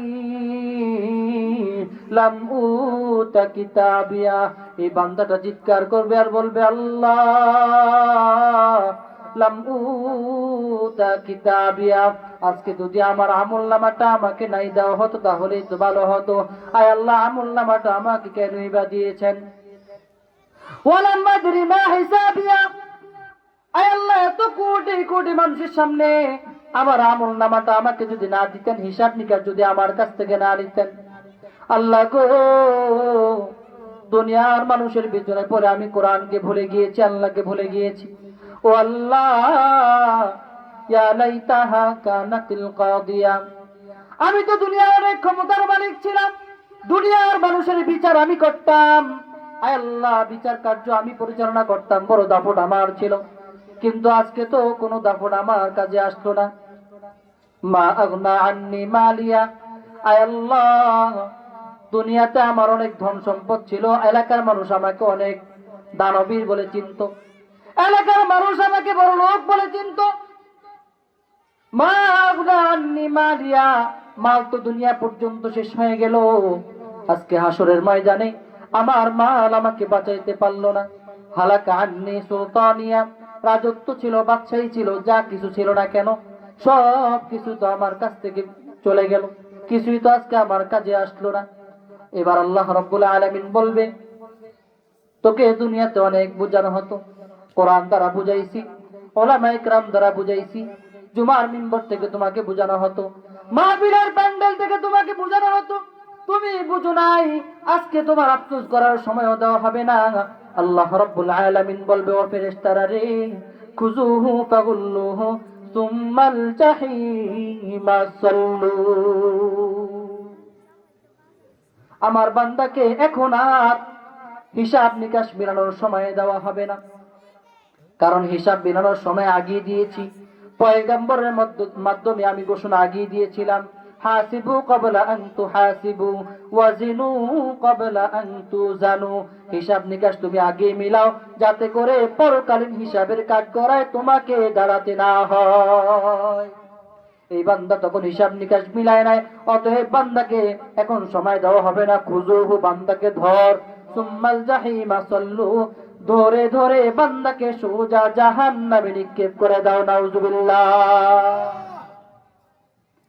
আমার ভাইরা, আমার বন্ধুরা, দীর্ঘক্ষণ আলোচনা করলাম, হযরত উলামায়ে কেরাম দীর্ঘক্ষণ আলোচনা করবেন, আলোচনা শুধু শুনলাম আর শুনলাম, আমার আমলে কিছু আসলো না, এটা আমার কামিয়াবির মূল লক্ষ্য বস্তু না। আমার যদি সফলতা অর্জন করতে হয় আমাকে কিছু না কিছু শিখতে হবে। আজকের এই মাহফিল থেকে আমি যতক্ষণ আলোচনা করেছি আপনি মনে মনে প্রতিজ্ঞা করেন, এই হুজুরের আলোচনা থেকে, হুজুর যে কোরআন নিয়ে আলোচনা করেছেন, আমি আজ থেকে যতদিন দুনিয়ার জমিনে বাঁচবো আজ থেকে আমরা কোরআন নিয়ে চলার চেষ্টা করব, জীবনে একটা পুঁজি বানাবো। যদি হিম্মত করতে পারেন, পয়গম্বর আমি বলবো আপনার জন্যই ঘোষণা দিয়েছে, আখলিস দীনাকা ইয়াকফিকাল আমালুল কলিল, তুমি যে সামান্য প্রচেষ্টা করেছ, সামান্য একটা আমল ধরেছ, আজকের বয়ান থেকে কোরআনকে তোমার আমলের পুঁজি বানিয়েছ, পয়গম্বর বলে হতে পারে, হতে পারে এটাই তোমার কাল কিয়ামতের ময়দানে নাজাতের জন্য যথেষ্ট হয়ে যাবে। মুহতারাম হাজিরিন, এই জন্য বলবো কিয়ামতের ময়দানে যেদিন সকলে আমার থেকে যখন বিমুখ হয়ে যাবে, সেদিন কেউ আমার আপন হবে না, এমনকি দুনিয়ার মানুষ তো দূরের কথা, আমার মা বাবা তো দূরের কথা, সেই দিন সকল নবীরা ইয়া নাফসি বলতে বলতে ব্যস্ত থাকবে, তারা নিজেরা নিজেকে নিয়ে ব্যস্ত থাকবে। একমাত্র সেই দিন আপনার আমার কাছে আসবে আমার আপনার মায়ার নবী, আমার আপনার দয়ার নবী। সেই দিন সে উম্মতের জন্য এতই বিবর হবে, উম্মতের জন্য এতই পাগল পারা হবে। আমার নবী সিজদায় পড়ে যাবে, আমার আল্লাহ ঘোষণা করবে, ও পয়গম্বর, আজকে আপনি কেন সিজদায় পড়ে আছেন? দুনিয়াতে আপনি কতই না কষ্ট করেছেন, দুনিয়ার মানুষগুলো, দুনিয়ার কাফের মুশরিকরা আপনাকে কতই না কষ্ট দিয়েছে, আজকে আপনি কেন সিজদায় পড়ে আছেন? মাথা উঠান। সেদিন পয়গম্বর বলবে না না, আমি মাথা উঠাবো না। কেন মাথা উঠাবেন না? পয়গম্বর বলে, আজকে যদি আমি এখানে থাকাকালীন সময়ে আমার একটা উম্মত যদি জাহান্নামে যায়, আমি নবী বললাম কশিন কালো সিজদা থেকে মাথা উঠাবো না। সেই দিন আমার আপনার নবী আমাদের জন্য পাগল পাড়া হয়ে থাকবেন। আল্লাহ রাব্বুল আলামিন ঘোষণা দিবেন, ওয়ালা সাউফা ইউতিকা রাব্বুকা ফাতারদা। ও পয়গম্বর, আপনি মাথাটা উঠান, মাথাটা উঠান।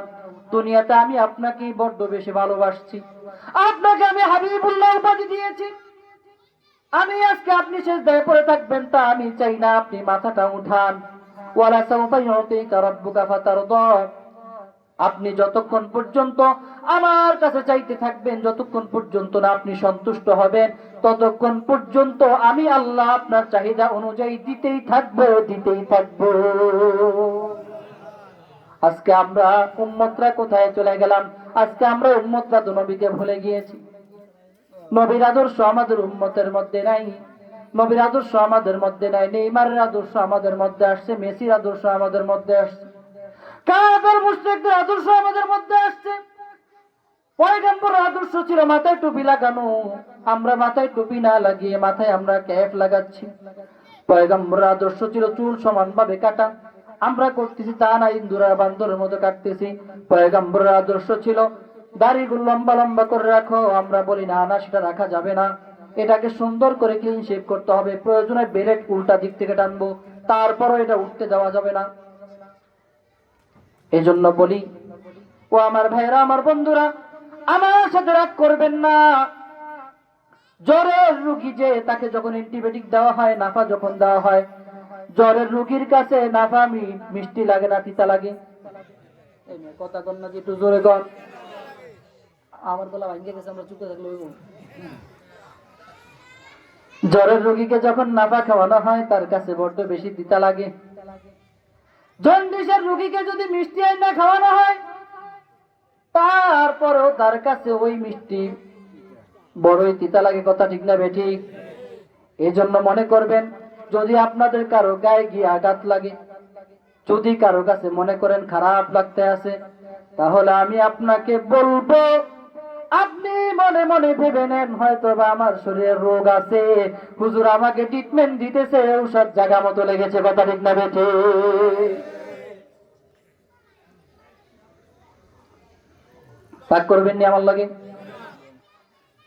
মাশাআল্লাহ, তাহলে কিছু শ্রোতা পাইলাম যে যাই বলবো রাগ করবে না। মাশাআল্লাহ।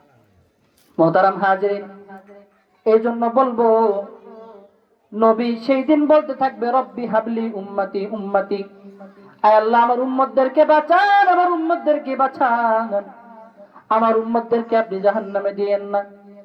আর আমরা উম্মত হইয়া নবীকে ভুইলা, আমরা উম্মতরা এমন এক পথে ছুটে চলেছি, যেই পথে চললে নবীকে পাওয়া যাবে না, বরং জাহান্নামের পথ আমাদের জন্য সহজ হয়ে যায়। কথা ঠিক না বেঠিক?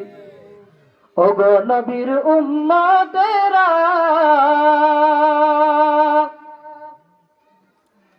হয়ে জিদি সে হারা, ওগো নবীর উম্মতেরা, হয়ে জিদি সে হারা, কোরআন হাদিসের চলো যখন যাহা চাই মনে, নবী বিনে কে তরাবে ফুলসিরাত মিজানে, নবী বিনে কে ধরাবে ফুলসিরাত মিজানে। এমন এতিম নবী আমার,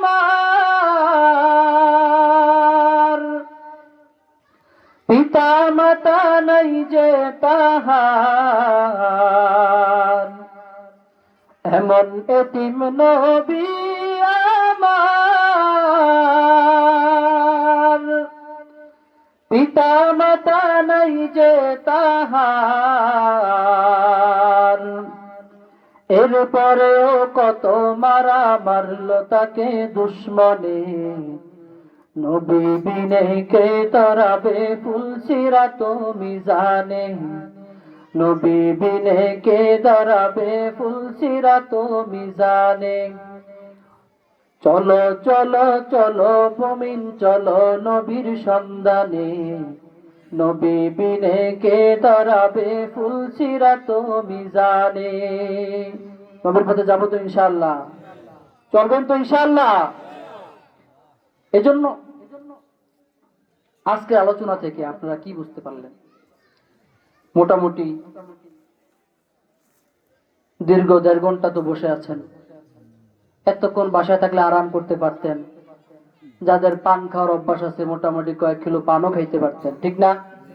বাজার ঘাটে থাকলে কয়েক কাপ চাও খাইতেন, গল্প গুজব করতেন। এই যে দীর্ঘক্ষণ বসেছিলেন, আমিও চিল্লাইলাম, আপনারাও শুনলেন। এখন হুজুরের মোটামুটি ঠান্ডা ভালোই আসছিল, একটু শুনছি, কান চুপ করলাম। হবে কিছু নিতে হবে না, কি বলেন? সারাদিন পরিশ্রম করলাম, কাজ করলাম, দিন শেষে মালিক যদি আমাদেরকে পারিশ্রমিক না দেয়, এই মালিকের কাজ কেউ করবে? কেউ করবে না।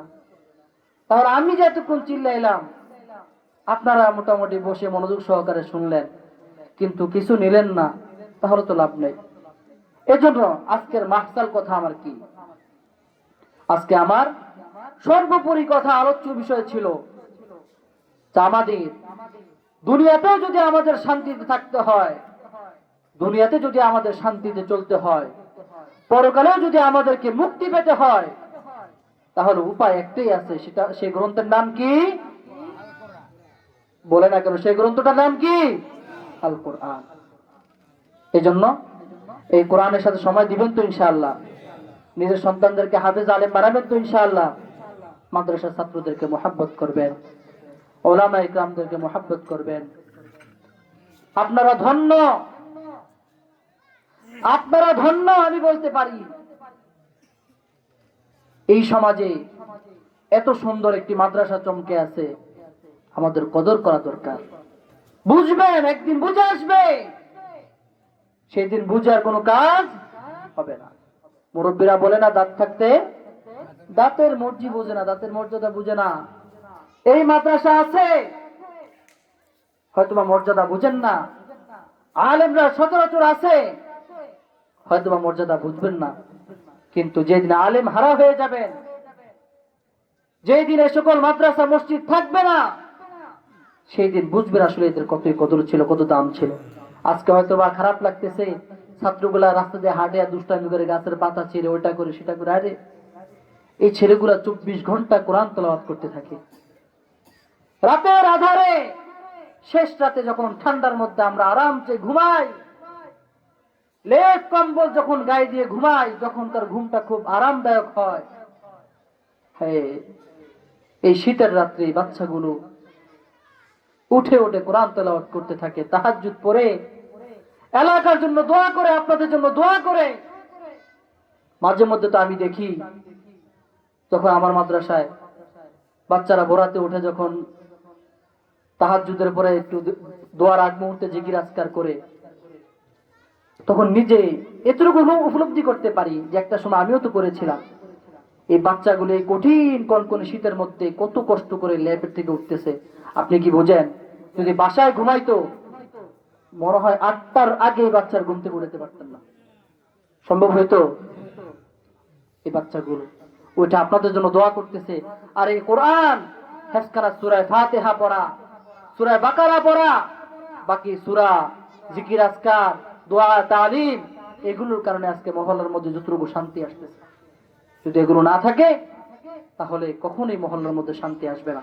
এজন্য আমরা কিভাবে আরো শান্তিতে থাকতে পারি, নিজের জীবনকে কিভাবে আরো সুসজ্জিত করতে পারি, পরকালে কিভাবে নাজাত পাইতে পারি, এজন্য অন্তত পক্ষে পরকালে নাজাতের জরিয়া বানানোর জন্য, নাজাতের জন্য মাদ্রাসা, মসজিদ, ওলামায়ে কেরাম, তালিবুল ইলম যারা আছে এদেরকে আমরা বেশি বেশি মহব্বত করব তো ইনশাআল্লাহ। আল্লাহ রাব্বুল আলামিন যতক্ষণ আলোচনা করেছি, যে কথাগুলো আমি আলোচনা করছি, প্রথমে আমাকে এবং আপনাদের সকলকে আমল করার তৌফিক দান করেন।